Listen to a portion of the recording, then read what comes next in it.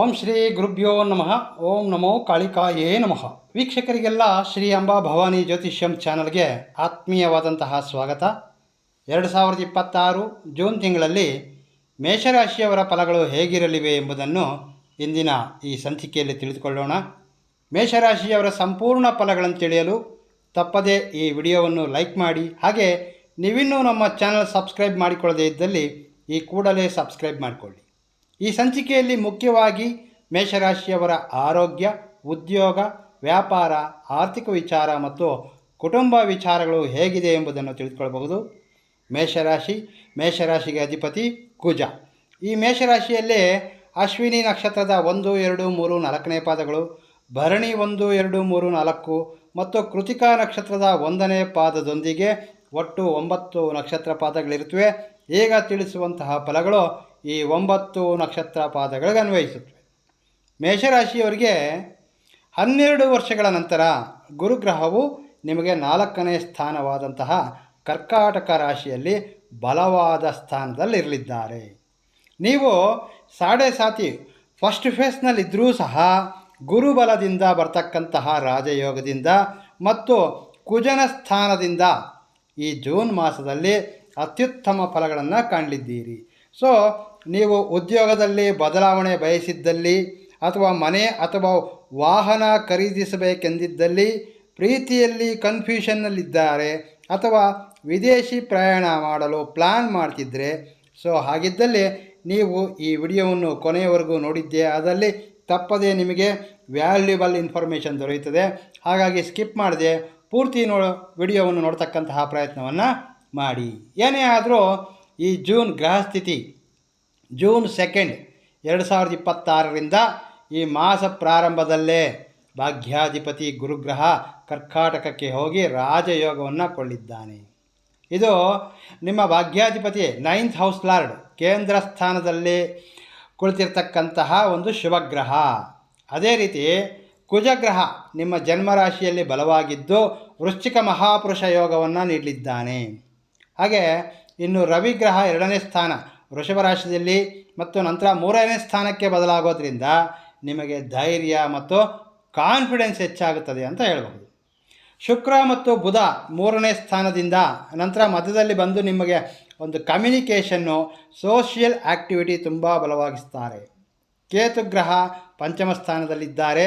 So ಪ್ರೀತಿ, ಮಕ್ಕಳು, ವಿದ್ಯೆ, so ಇಂತಹ ಕರ್ಮಗಳು ಆ್ಯಕ್ಟಿವಿಟಿಗಳನ್ನು ಮಾಡ್ತದೆ. ಇನ್ನು ರಾಹು 11ನೇ ಸ್ಥಾನದಲ್ಲಿ, ಅಂದರೆ ಲಾಭಗಳು, ಫ್ರೆಂಡ್ಸು, ನೆಟ್ವರ್ಕ್ಗಳನ್ನು ಬಲಪಡಿಸುತ್ತದೆ ಅಂತ ಹೇಳಬಹುದು. ಹಾಗೆ ಶನಿ 12ನೇ ಸ್ಥಾನ ಮೀನರಾಶಿಯಲ್ಲಿದ್ದಾರೆ. ನಿಮಗೆ ಸಾಡೆ ಸಾತಿ ಫಸ್ಟ್ ಫೇಸ್ ಕ್ರಮಶಿಕ್ಷಣದಂತಹ ಪರೀಕ್ಷೆಗಳನ್ನು ಸಹ ಕೊಡಲಿದ್ದಾನೆ. ಇನ್ನು ಆರೋಗ್ಯ ವಿಚಾರವನ್ನು ಗಮನಿಸೋದಾದರೆ, ನಿಮ್ಮ ರಾಶ್ಯಾಧಿಪತಿ ಕುಜ ನಿಮ್ಮ ಲಗ್ನ ರಾಶಿಯಲ್ಲೇ ಇರೋದರಿಂದ ನಿಮಗೆ ಸ್ಟ್ಯಾಮಿನಾ ತುಂಬ ಸ್ಟ್ರಾಂಗ್ ಆಗಿರ್ತದೆ. ಸಣ್ಣ ಸಣ್ಣ ಆರೋಗ್ಯ ಸಮಸ್ಯೆಗಳಿಂದ ಬೇಗನೆ ರಿಕವರಿ ಆಗಬಹುದು. ಮುಖ್ಯವಾಗಿ 21 ಜೂನ್ವರೆಗೆ. ಆದರೆ ಶನಿ 12ನೇ ಸ್ಥಾನದಲ್ಲಿರೋದ್ರಿಂದ ಪಾದಗಳು ಅಥವಾ ಕಾಲು ನೋವು ಮತ್ತು ಸ್ವಲ್ಪ ಈ ವಾತಾವರಣ ಚೇಂಜ್ ಆಗೋದ್ರಿಂದ ಆ್ಯಸಿಡಿಟಿ, ಗ್ಯಾಸ್ನಂತಹ ಸಮಸ್ಯೆಗಳು ಸ್ವಲ್ಪ ಕಾಣಬಹುದೇ ಹೊರತು ಮೇಜರ್ ಆಗಿರ್ತಕ್ಕಂತಹ ಇಶ್ಯೂಗಳು ಯಾವುದೂ ಸಹ ಕಾಣ್ತಿಲ್ಲ. ಸರಿಯಾದ ಸಮಯಕ್ಕೆ ನಿದ್ರಿಸುವುದು, ಸ್ವಲ್ಪ ವಾಟರ್ ಹೆಚ್ಚಾಗಿ ಸೇವಿಸುವುದು, ಲೈಟಾಗಿ ಒಂದು ವರ್ಕೌಟ್ ಮಾಡ್ತಕ್ಕಂತಹದ್ದು ನಿಮಗೆ ತುಂಬ ಸಹಕಾರಿಯಾಗುತ್ತೆ ಅಂತ ಹೇಳ್ಬೋದು. ಇನ್ನು ವಿದ್ಯಾರ್ಥಿಗಳಿಗೆ ಸಂಬಂಧಿಸಿದಂತೆ ಎಜುಕೇಷನ್ಗೆ ಸಂಬಂಧ ನೋಡೋದಾದರೆ, ಈ ತಿಂಗಳು ವಿದ್ಯಾರ್ಥಿಗಳಿಗೆ ಗೋಲ್ಡನ್ ಪೀರಿಯಡ್ ಅಂತ ಹೇಳಬಹುದು. 5ನೇ ಸ್ಥಾನದಲ್ಲಿ ಕೇತು ಇರೋದರಿಂದ ಜೂನ್ ಫಸ್ಟ್ ಹಾಫ್ನಲ್ಲಿ ಸ್ವಲ್ಪ ಡಿಸ್ಟರ್ಬೆನ್ಸ್ ಇರ್ತದೆ.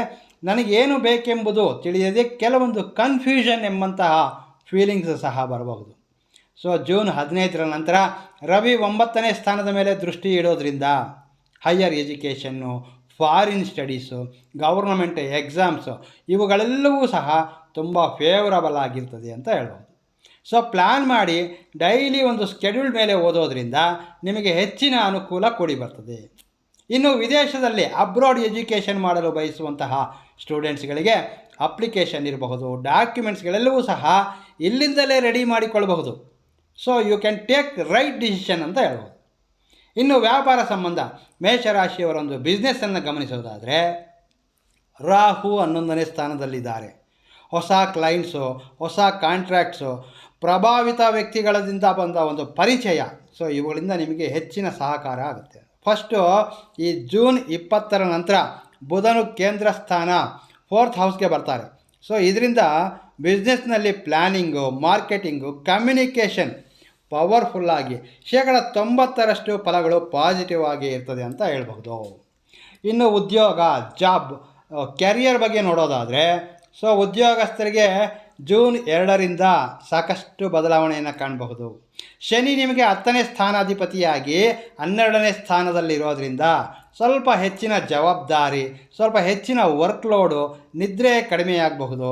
ಇವೆಲ್ಲವೂ ಫಸ್ಟ್ ಹಾಫ್ನಲ್ಲಿ ಕಾಣ್ತದೆ. ಆದರೆ ಜೂನ್ 2ರಿಂದ ಗುರುಗ್ರಹವು 10ನೇ ಸ್ಥಾನದ ಮೇಲೆ ದೃಷ್ಟಿ ಇಟ್ಟಿರ್ತಾರೆ. ಸೊ ಇದರಿಂದ ಆಫೀಸ್ನಲ್ಲಿ ಟೆನ್ಷನ್ ಕಡಿಮೆಯಾಗಲಿದೆ, ಮೇಲಾಧಿಕಾರಿಗಳಿಂದ ಸಪೋರ್ಟ್ ಸಿಗುತ್ತವೆ. ಅದೇ ರೀತಿ ನಿಮ್ಮ ಕೆಲಸದಲ್ಲಿ ನಿಮಗೆ ಗೌರವವೂ ಸಹ ದೊರೆಯುತ್ತೆ.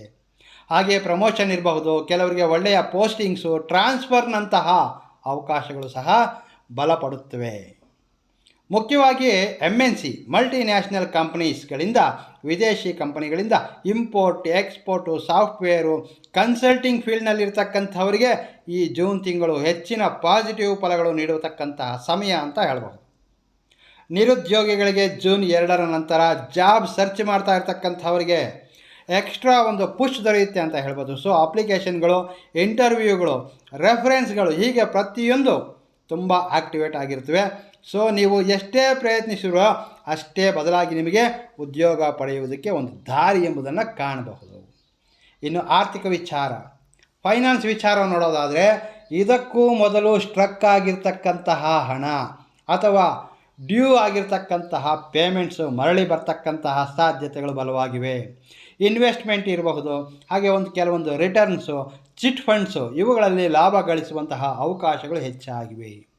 ಈ ಸಮಯ ನೀವು ಯಾವುದಾದರೂ ಲಾಂಗ್ ಟರ್ಮ್ ಇನ್ವೆಸ್ಟ್ಮೆಂಟ್ಗೆ ಶೂಟ್ ಆಗ್ತಕ್ಕಂತಹ ಸಮಯ ಅಂತ ಹೇಳ್ಬೋದು. ಇನ್ನು ಮೇಷರಾಶಿಯ ಮಹಿಳೆಯರಿಗೆ ಗುರುಗ್ರಹವು 4ನೇ ಸ್ಥಾನದಲ್ಲಿ ಬಲವಾಗಿರೋದ್ರಿಂದ ಮನೆ, ವಾಹನ, ಸ್ಥಿರಾಸ್ತಿಗಳ ಮೇಲೆ ದೃಷ್ಟಿ ಹೆಚ್ಚಾಗುತ್ತವೆ. ಮನೆಯಲ್ಲಿ ಶಾಂತವಾದಂತಹ ವಾತಾವರಣ ಇರ್ತವೆ. ಫ್ಯಾಮಿಲಿ ತುಂಬ ಸಂತೋಷದಿಂದ ಕೂಡಿರುತ್ತವೆ. ತಾಯಿಯ ಒಂದು ಹೆಲ್ತ್ ರಿಲೀಫ್ನಂತಹ ಫಲಗಳನ್ನು ಕಾಣಬಹುದು. ಅದೇ ರೀತಿ ಶುಕ್ರನು ಜೂನ್ 8ರ ನಂತರ 4ನೇ ಸ್ಥಾನಕ್ಕೆ ಬರೋದರಿಂದ ಮನೆಯಲ್ಲಿನ ಒಂದು ಅಂದಗಳು, ಅಂದರೆ ಒಂದು ಇಂಟೀರಿಯರ್ಸು, ಲಕ್ಸುರಿ ಐಟಮ್ಸು, ಫರ್ನಿಚರ್ಸು, ಹೊಸ ವಾಹನಗಳ ವಿಚಾರಗಳಲ್ಲಿ ಫಲಗಳು ತುಂಬ ಸ್ಟ್ರಾಂಗ್ ಆಗುತ್ತವೆ. ಸ್ತ್ರೀಯರಿಗೆ ಮನೆಯಲ್ಲಿ ಗೌರವ ಮತ್ತು ನಿಮ್ಮ ಸ್ವಂತ ನಿರ್ಣಯಗಳಿಗೆ ನಿಮ್ಮ ಕುಟುಂಬದವರಿಂದ ಸಪೋರ್ಟ್ ಹೆಚ್ಚಾಗುತ್ತೆ ಅಂತ ಹೇಳ್ಬಹುದು. ಸಣ್ಣ ಪುಟ್ಟ ಬಿಸ್ನೆಸ್ಸು ಅಥವಾ ವರ್ಕ್ ಫ್ರಮ್ ಹೋಮ್ನಂತಹ ಅವಕಾಶಗಳು ಸಹ ನಿಮಗೆ ಕೂಡಿ ಬರುತ್ತವೆ.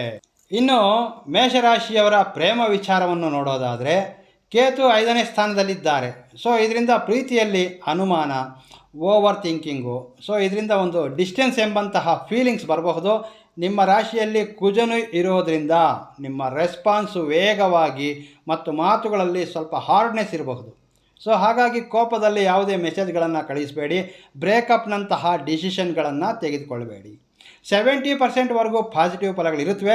ನೀವೇನಾದರೂ ತಾಳ್ಮೆ ಎಂಬುದು ತೋರಿಸಿದ್ದೇ ಆದಲ್ಲಿ ನಿಮ್ಮ ಒಂದು ರಿಲೇಷನ್ಶಿಪ್ ತುಂಬ ಸ್ಟೇಬಲ್ ಆಗಿರ್ತದೆ. ಇನ್ನು ಮೇಷರಾಶಿಯವರ ವೈವಾಹಿಕ ಜೀವನವೆಂದರೆ, 7ನೇ ಸ್ಥಾನಾಧಿಪತಿ ಶುಕ್ರ ಜೂನ್ 8ರ ನಂತರ 4ನೇ ಸ್ಥಾನದಲ್ಲಿ ಒಳ್ಳೆಯ ಸ್ಥಿತಿಯಲ್ಲಿರ್ತಾರೆ. ಇದರಿಂದ ವೈವಾಹಿಕ ಜೀವನದಲ್ಲಿ ಇಬ್ಬರ ನಡುವೆ ಒಳ್ಳೆಯ ಅಂಡರ್ಸ್ಟ್ಯಾಂಡಿಂಗ್ ಹೆಚ್ಚಾಗುತ್ತೆ. ಹಿಂದೆ ಇದ್ದಂತಹ ಟೆನ್ಷನ್ಗಳು ಸ್ವಲ್ಪವಾಗಿ ರೀಸಾಲ್ವ್ ಆಗುತ್ತವೆ. ಹಾಗೆ ಕೋಪವನ್ನು ಕಂಟ್ರೋಲ್ ಮಾಡಿಕೊಂಡು ಮಾತುಗಳಲ್ಲಿ ಸ್ವಲ್ಪ ಸಾಫ್ಟ್ನೆಸ್ ತೋರಿಸಿದರೆ ಈ ಶುಕ್ರ ಗುರು ಬ್ಲೆಸ್ಸಿಂಗ್ಸ್ನಿಂದ ನಿಮ್ಮ ಮ್ಯಾರೇಜ್ ಲೈಫ್ ಎಂಬುದು ತುಂಬ ಸ್ಟ್ರಾಂಗ್ ಆಗುತ್ತೆ. ಗುರುಗ್ರಹವು ನಿಮಗೆ 12ನೇ ಸ್ಥಾನಾಧಿಪತಿ ಆದರೂ ಸಹ 4ನೇ ಸ್ಥಾನದಲ್ಲಿ ಬಲವಾಗಿದ್ದಾರೆ. ಸೊ ಇದರಿಂದ ದಂಪತಿಗಳ ನಡುವೆ ಒಳ್ಳೆಯ ಬಾಂಡಿಂಗನ್ನು ಕಾಣಬಹುದು.